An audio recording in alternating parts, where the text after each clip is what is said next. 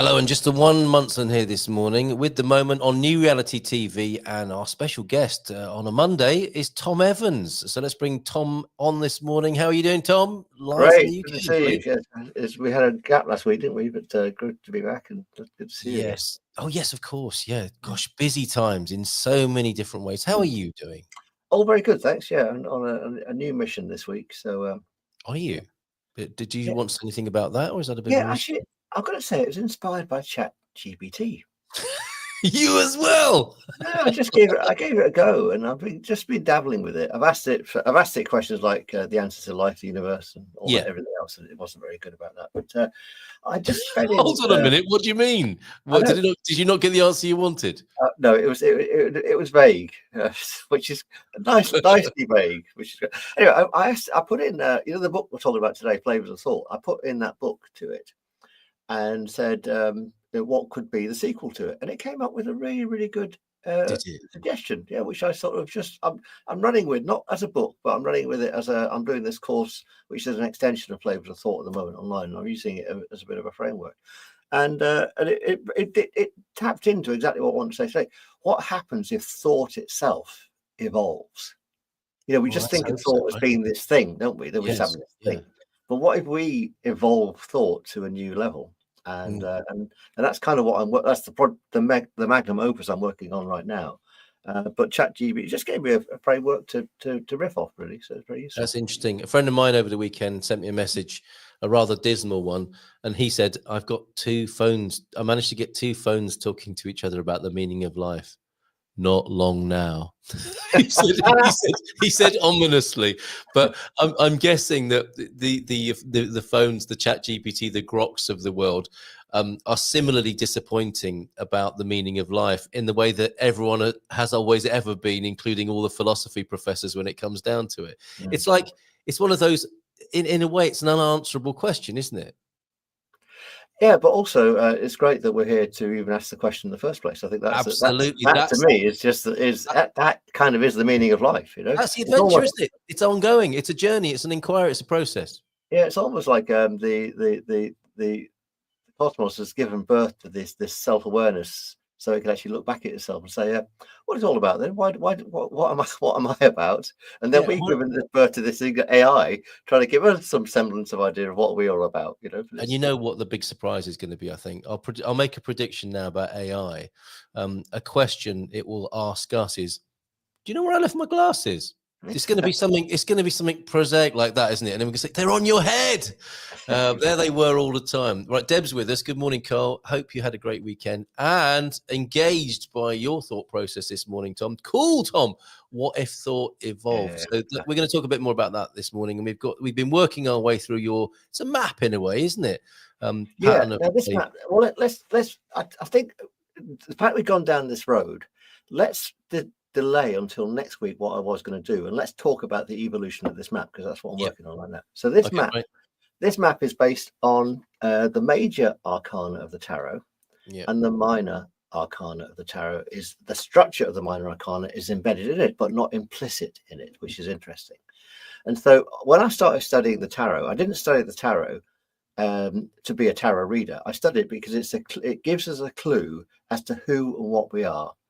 And in this diagram, even though it's not written explicitly, this describes us as 9-dimensional beings having a 3-dimensional experience. The top row starting key 1 to key 7, describes some of our conscious thought processes. The middle row describes some of our unconscious thought processes, and the bottom row are out of body, our ideas off the top of our head, ideas off the back of our mind. I'm going to talk about that in a minute as well. Mm-hmm. And so what I'm working on at the moment is a fourth row for this, right, which is cosmic thought processes, which are effectively 11-dimensional thought processes. And in between, I wrote 2 books, Flavors of Thought, which this is part of, and which is a major arcana exposition, and then the Planes of Being, which is a minor arcana exhibition. And what I describe is how the planes, and this sort of marries into quantum physics or into the current sort of model, is that we're in the 3D world, and then we've got a 4th dimension of time that we travel along. But that's what connects us to what's called the formative plane. formative plane of processes, which effectively is the middle row of this diagram. Okay. So it's the middle of them. Then that connects us through the dimension of light, which is the 6-dimensional energy, to the dimension of creation, and then that connects us through the 8th dimension of thought. So our thoughts are an 8-dimensional thing, if you know what I mean, and that connects us to the 9th dimension, which is the plane of ideas. So I've got this this map, which is called the cascade of creativity. You start with an idea in the 9th dimension. It trickles down through a thought into the creative plane. So let's say you have the idea of, I'd like to sit down. That's just the idea, right? And that goes down to the creative plane. So, actually, well, what could I sit on? I could sit on a tree stump, or I could sit on a chair. I'm sitting on a yoga ball right now. So as it happens, so it makes your core, makes you engage your core, which is great. You can sit on a stool which has got 1 leg. You can sit on a stool which has got 3 legs. You can sit on a chair which has got 4 legs. So out of the creative plane, which is the 7th dimension, distills all the possible things you could sit on, and then that comes down into the formative plane. We say, right, I'm going to now build a chain, or I'm going to inflate my yoga ball, or I'm going to hone a sort of shooting stick sort of thing I could sit on, and then that's in the formative plane. Then that trickles down into the physical world, where we actually make that chair. Yes. When you bring the 11th dimension to it, what you do is you tap into the cosmic will, and that's so the cosmos wants this chair to be built, but we don't know that the cosmos wants the chair to be built, and the cosmos doesn't know it wants the chair to be built. It just thinks it's a good idea. And one of the things that us self-aware beings can do is sit on that chair and at night time and look back at the cosmos and wonder where it came from. Beautiful, in a kind of a connection.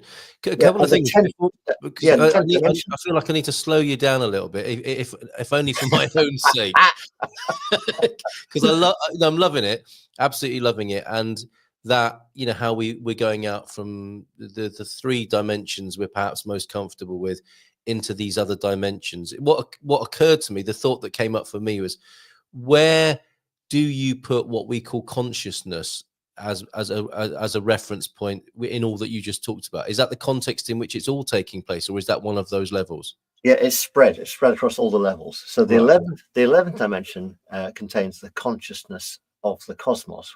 Yeah, and that's conducted into the 9th dimension, which is the plane of ideas, through the 10th dimension, which is the cosmic will. And if we just take the premise that the cosmic will is to get to know itself. Yes. Right. Yes. Then what you'd need to do is to create some landing places for consciousness to hang out.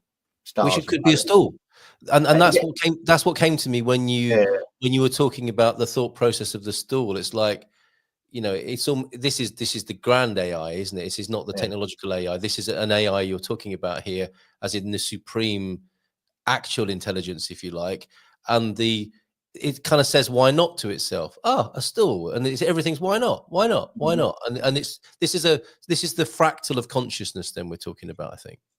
It is, it is indeed. So kind of alongside this, Siri Opley and I have been working on the Tarot of Overstanding for some time, which is an 11th dimensional tarot. We've kind of got it into iteration 1. And the reason it's paused is timing. So it's just everything's got to work within that whole language. So go back to the question: where's the consciousness? Absolutely spread. The cosmic will, the plane of ideas, which is we can all tap into. So you could have the idea of, I'm going to invent a new chair, and I could have the same idea about the new chair. But the person that grounds it into the physical plane first is the person that is the interrupter, is the disruptor who makes the change in the physical plane. Yeah. Yes. Yeah, absolutely. Sounds like we need a timeout here. I'd love to have a brain to understand this. I'm just too basic. Now, I think Raquel is doing herself a disservice there. What would you make of that?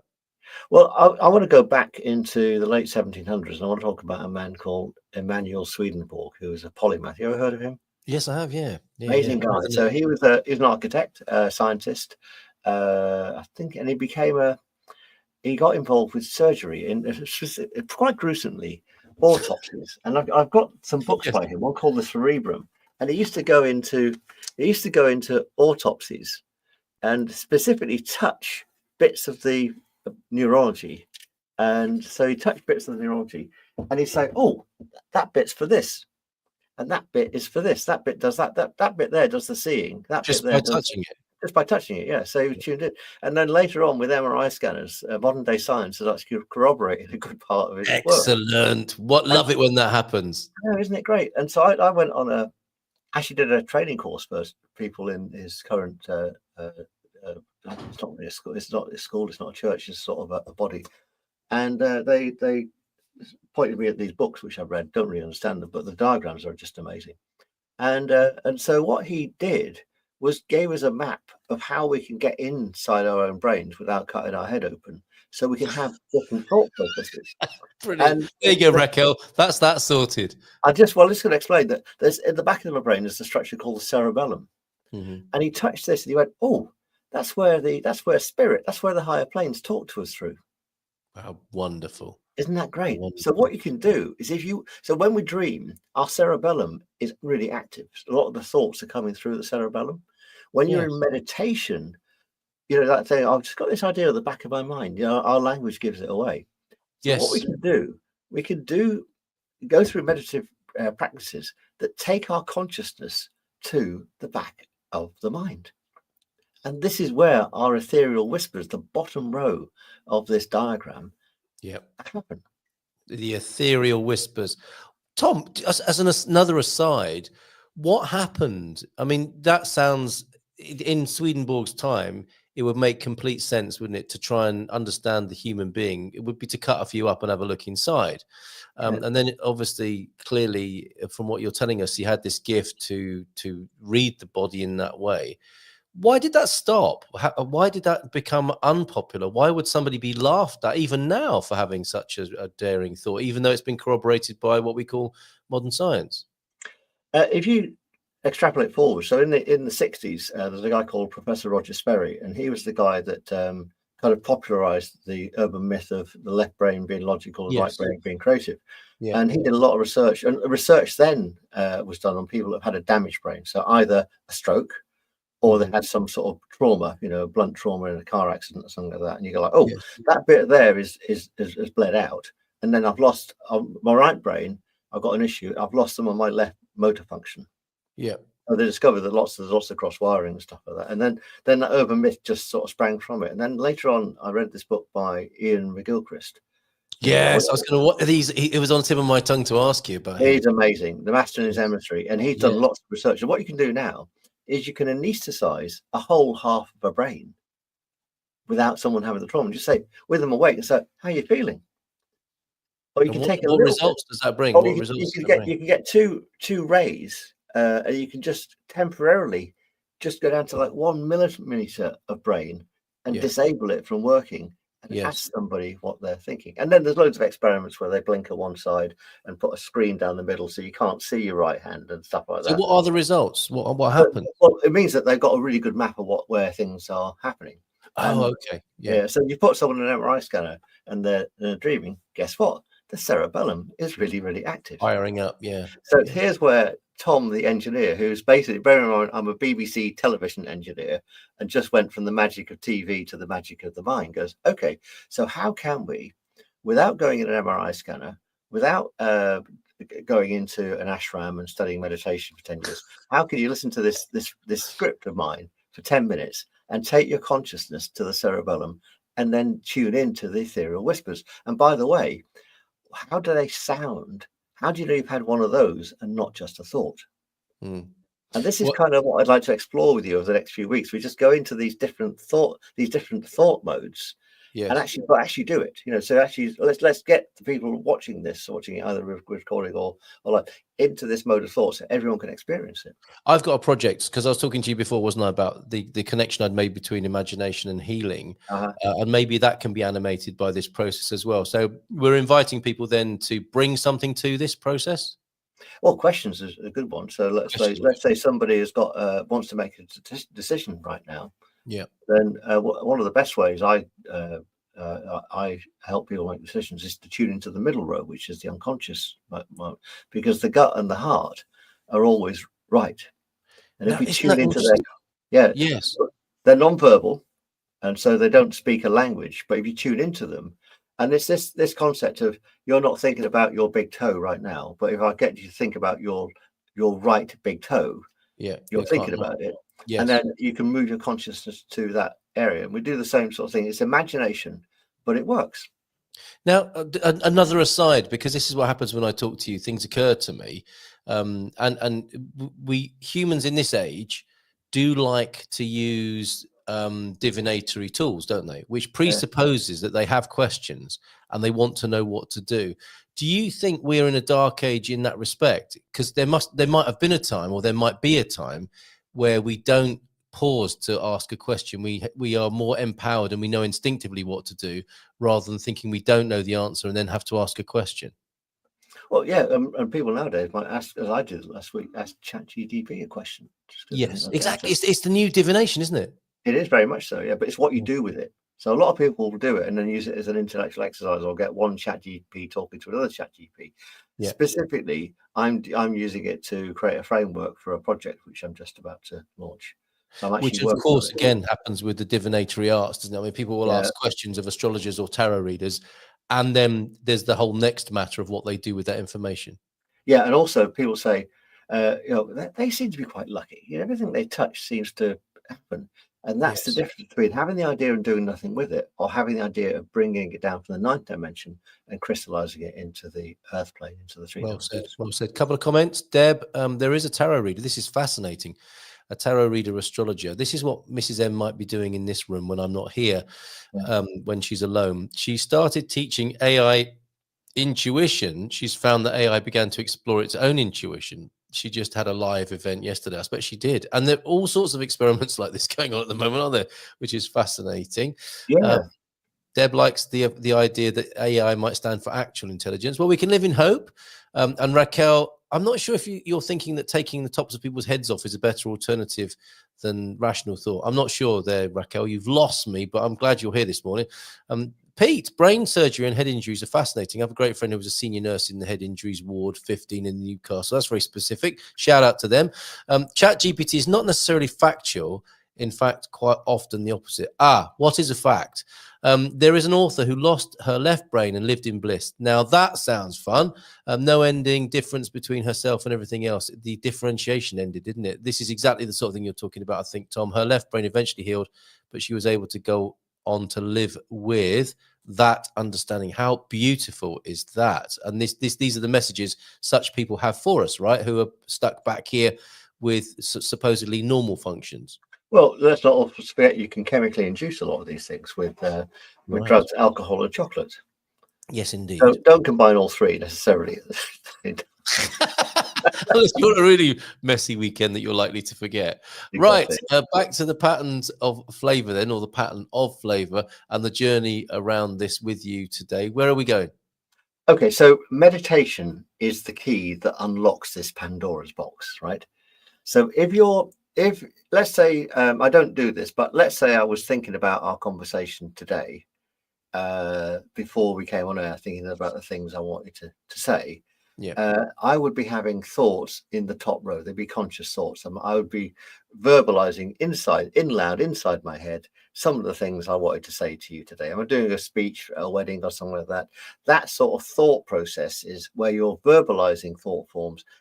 They are conscious thoughts. They happen in the outer cortex of the brain, specifically around the language areas on the left and right of the brain. It's got a posh name, I can't remember it. If, however, I was really worried about coming into this this conversation, thinking, "Oh, maybe I'm going to sound like an idiot." Well, I've taken that as read now, so that's fine. Or if I'm fearful about the conversation, or fearful I might say the wrong thing and just all that kind of stuff, then I'll be having unconscious thoughts. And then, but the idea that I had on my dog walk this morning was to get this book out and show you inside Swedenborg's thinking. Yes. Right? And I just opened it up on a page that looked quite graphical, and there's another. I mean, these are detailed images, aren't they? Yeah, hold on, let me just give you full screen. Let's just give him his due respect. What is that organ we're looking at there? Oh no, it's only the cerebellum. Really? What are the chances? What are the chances? Exactly, it's the cerebellum. Deeply cut in its posterior portion and folded out sideways. There you go. So, Right. so let's very briefly do that, just with a mind journey using meditation. So, if meditation, remember that we did those 4 modes of meditation some time ago.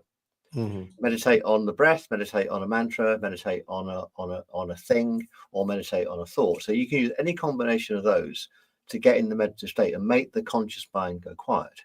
And it's when you get in the meditative state, that's when the ethereal whispers can come through. Otherwise, what's happening is we're occluding them. So if I'd gone through this big script in my head on the dog walk of all the things I wanted to say, the idea that I wouldn't have been reminded I've got that book, and my unconscious mind wouldn't have opened it on that page. Right, yes. Which is just the exact page I wanted to. And I've not even looked in the index. I've just opened it up randomly somewhere, and it was the image of the cerebellum. Right. So all you've got to do, and I've got a few whole meditations on this as well. I've got one called Just a Thought. It's on Insight Time. It's free. It gets you to take your conscious mind from where it normally is in the outer cortex into the pineal gland. And you do that. I'm not going to do the actual meditation. I'll just take you through the process verbally. You put your tongue to the roof of your mouth. And you just imagine a point about 2 inches up, 3 inches up, and 2 or 3 inches back. And this is the location of the pineal gland, which is at the top of the brainstem. And you imagine, either with your eyes closed or open, you imagine that you're looking at the back of your eyeballs, observing what you are observing. So you become an observer of the observer, right?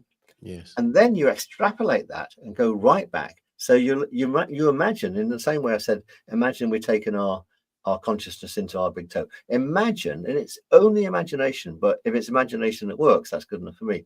You imagine that you're looking from your cerebellum at the back of the skull at the observer in the pineal gland looking at the observer. So you imagine that, right? Yeah. And just for the fact you're going through this script, that is taking the conscious mind down to 0. Because you can't think about what you're thinking about at the same time. And obviously it's a nonsense thing, observing the observer, but that's also a hypnotic repetition, especially when you put a bit of ambient music which behind it. And all my music does left and right brain confusion as well. So so it's all, there's things going on left and right brain as well. So that confuses the conscious mind, so it can take in the hypnotic suggestion. Wouldn't it be interesting to be an observer looking at the observer looking at the observer?